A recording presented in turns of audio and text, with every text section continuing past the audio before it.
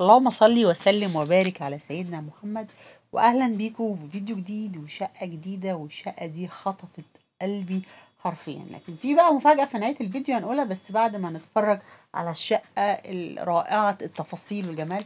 شايفين كده الريسبشن يخطف العين والقلب، شكل تفاصيله، درجات الاوف وايت مع الكافيه، رغم انا بفضل الجراي والابيض، لكن الوان الشقه وتفاصيلها رائعه. بسم الله ما شاء الله، اللهم بارك. الشقه دي في المهندسين، مساحتها 200 متر، 3 غرف وغرفه ماستر بالحمام وتشطيب فندقي اول حد يسكنها. بصوا بقى التفاصيل الشقه،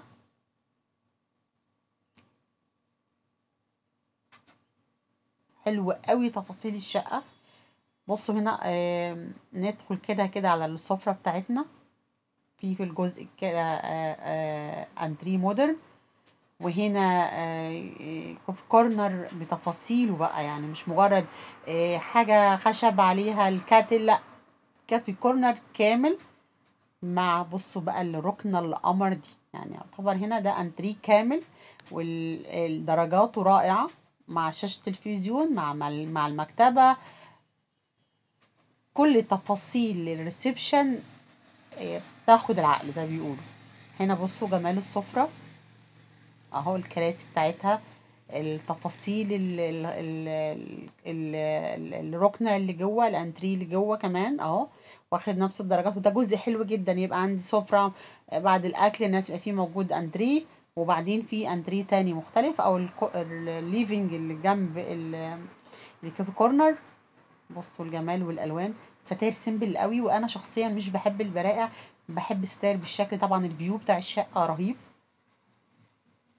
ده كده الريسبشن كامل بمكتبه. بصوا بقى هنا المطبخ مفتوح على الليفينج بشكل مفتوح، بشكل شيك كمان. مش دايما بفضل المطابخ المفتوحه، لكن بصوا هنا الجمال بالكراسي اللي موجوده دي، تشطيب المطبخ بالادوات الكهربائيه اهو. بصوا المطبخ كمان متقفل لفوق. طبعا انا دايما بحب المطابخ لو عندي مساحه اقفل لفوق، او عندي امكانيه ازود لفوق، لان انا بحتاج دي بعد كده في وحدات تخزين، خاصه لو عروسه بقى بتجهز او حد عنده ادوات مطبخ كتير، فمش عاوز دربكه فوق الرخامه، او فبيبقى حلو جدا وحدات التخزين اللي فوق. بصوا جمال المطبخ شامل كل الادوات الكهربائيه. الشقه دي طبعا شقه عروسه معروضه للبيع. هسيب لكم رقم التواصل، والمسؤول عن البيع مستر محمد، تتواصلوا معاه.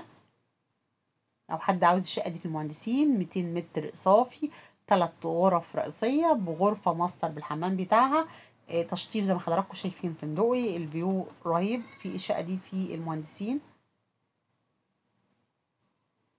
ادي الأوضة دي أوضة من الأوضة الأولانية، دي أوضة صغيرة، 2 سرير. بصوا تنجيد من ورا، تنجيد شرايح كده، العفش كله مودرن. استغلال المساحات رائع. الدريسنج مقفول بالشكل ده، وده انا بفضله ان الدريسنج يكون مقفول بالازاز او بالفوميه، لان في ناس بيزعجها فكره ان الدريسنج يكون مفتوح، او ان هم يشوفوا الهدوم وهم نايمين على السرير. في ناس الفكره دي نفسيا مش بتبقى ظريفه معاهم، فانا بحب لو حد حابب الدريسنج وفي نفس الوقت عاوزه مقفول، يبقى بالشكل ده بالازاز. بصوا الطرقه اللي بتودي لاوضه النوم، وهنا بقى حفاظ على الخصوصيه. هنا بصوا الاوضه دي، بصوا الوان الخشب قد ايه مريحه، قد ايه مريحه العين. ده دريسنج تاني اهو. في الاوضه التانية احنا قلنا ان عندنا 3 غرف. بصوا الجبسون بورد قد ايه سيمبل، درجات الجري بقى مع الابيض تحفه. وده الالوان الاقرب لقلبي، لكن الشقه على بعضها كلها حقيقي شابوه للمهندس اللي شطبها. بصوا السرير متنجد من ورا شرايح، وفي ورا آه، رسم على الحيطه بشكل رائع جدا، وده شكل الدريسنج اهو، مع 2 فوتيه مع الشاشه مع الترابيزه بتاع الوحده بتاع التلفزيون، تحفه. هنا المرايه مع التسريحه، وهنا كمان في تكييف. ركزوا في التفاصيل عشان لو حد حابب يشتري الشقه دي. يعني انا شايفه الشقه مفيش فيها غلطه، رائعه. خاصة في ناس مبقاش عندها وقت ان هي تشطب وتفرش، وعاوزة وقت سريع تتفرج عشان تسكن او تنقل من مكان لمكان، او حد مسافر بره وعاوز يجي يستقر. فاعتقد الفترة دي ان شاء الله لو حابين اعرض لكم شقق للبيع كمان الفترة دي هنعرض بإذن الله ده لو حابين ده. هسيب لكم في اول تعليق مثبت رقم تليفون مستر محمد. بصوا بقى الجمال التفاصيل وانت بتتفرجي على البيت قد ايه مريح للاعصاب، اللهم بارك.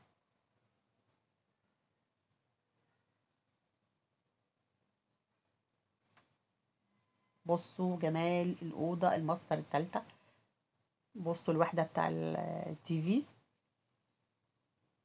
ستاير برضو الجبسون بورد، الاضاءه خفيفه، مفيش الوان كتير في الجبسون بورد، ودي من الحاجات الراقيه اللي انا دايما بحبها. لو هعمل جبسون بورد اعمل بالتفاصيل دي. ادي السرير، الظهر كله الحيطه متنجده مش كوبوتيني، بشكل طولي، شرايح طوليه.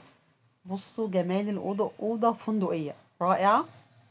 حطينا لايكات كتير لفيديو النهارده، واللي أول مرة يشوفنا في القناة يا ريت تشترك معانا. كل فيديو هتخرجوا بأفكار منه، حتى لو مش هشتري، حتى لو مش عروسة.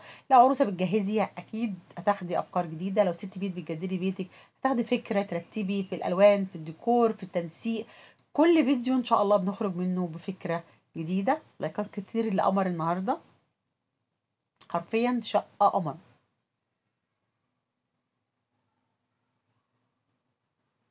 مساحة الأوضة اللهم بارك حلوة. وأنا بحب دايما إن كل قطعة أساس تكون محطوطة في مكانها. في ناس بيجيب قطع أساس كتير وقيمة لكن بتبقى مزعجة في الأوضة، أو ترتيبها مزعج مش مريح للعين. بصوا هنا ده الحمام اللي موجود في الأوضة الماستر.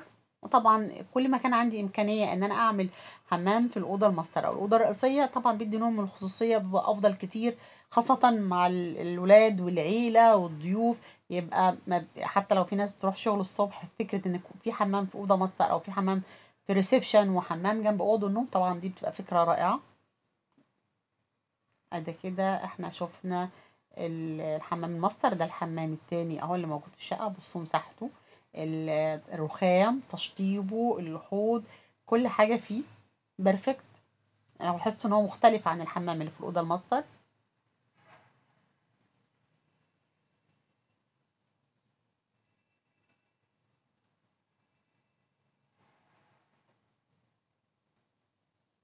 وكده يبقى تقريبا خدنا جولة كاملة في الشقة. وده بصوا كده بالفون بقى الجولة النهائية. ده السفرة، حلوة قوي الكراسي بتاع السفرة وتنظيم السفرة. ودي ترابيزة الانتريه.